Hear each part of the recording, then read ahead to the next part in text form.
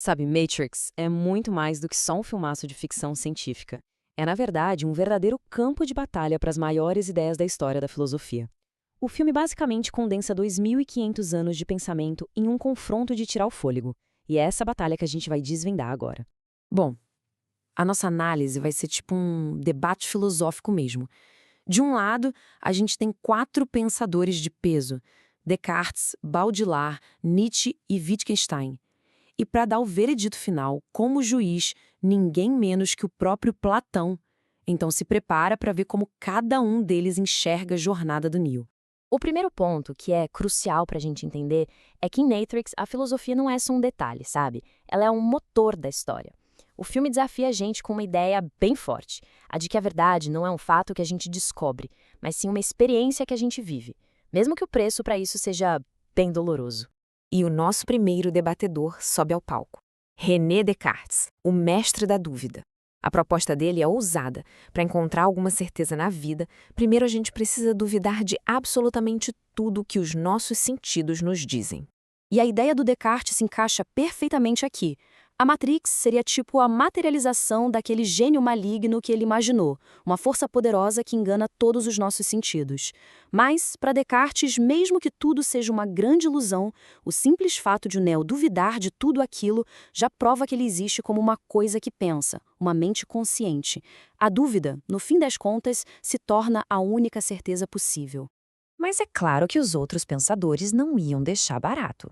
O Baudrillard já chega questionando, mas existe mesmo um eu de verdade para ser enganado? Para ele, o Neo é só um terminal na rede. Aí vem o Nietzsche e diz que a dúvida não prova uma alma, e sim um instinto de vida tentando se libertar. E o Wittgenstein arremata, duvidar só é possível dentro de uma linguagem. Sem isso, o Neo nem conseguiria se perguntar, isso é real? A base do Descartes já começa a tremer.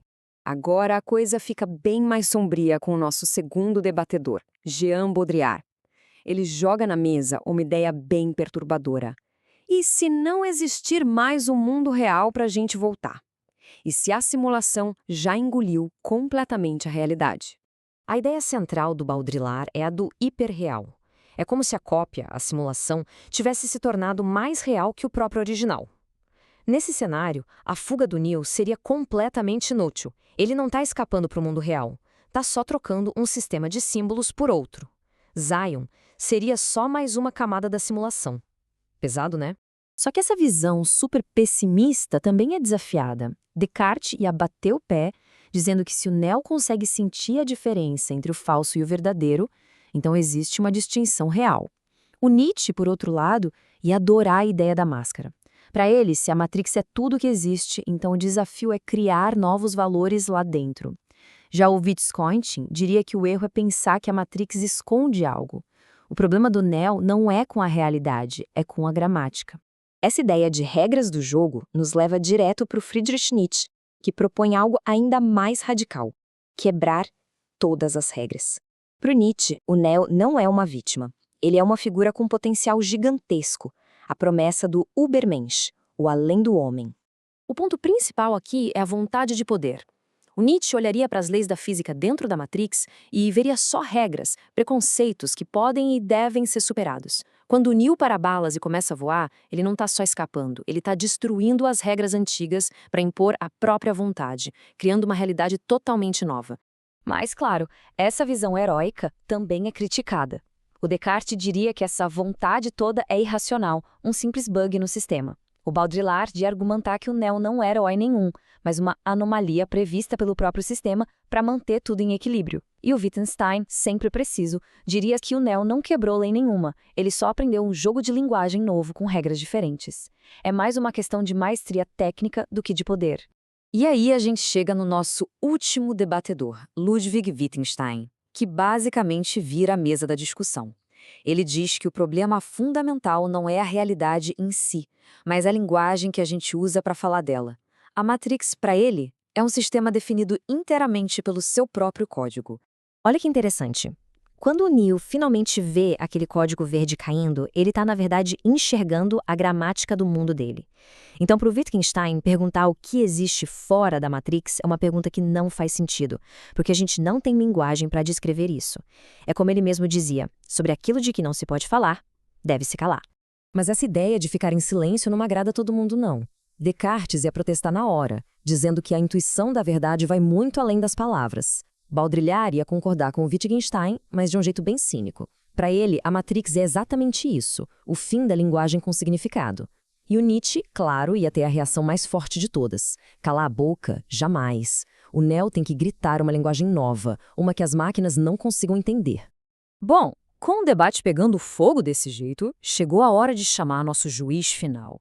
Vindo diretamente de 2400 anos no passado, Platão chega para dar seu veredito, usando a sua ferramenta mais poderosa de todas, a alegoria da caverna. Para o Platão, essa discussão toda sobre tecnologia, código e simulação é só uma versão moderna do problema filosófico que ele mesmo propôs.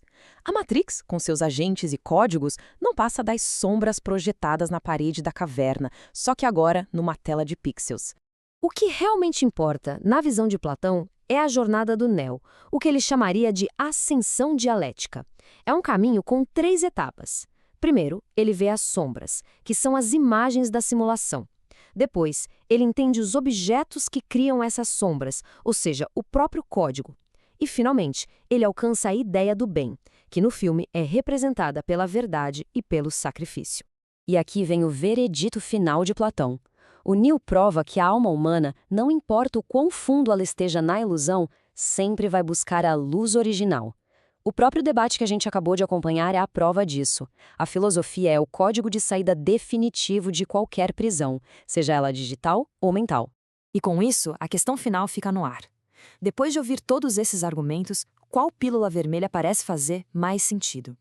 A Matrix é uma prisão feita de código, como diria Wittgenstein, um teste de vontade na visão de Nietzsche, um jogo de linguagem sem saída, como aponta Baudrillard, ou a prova filosófica definitiva da busca pela verdade, como Platão concluiria?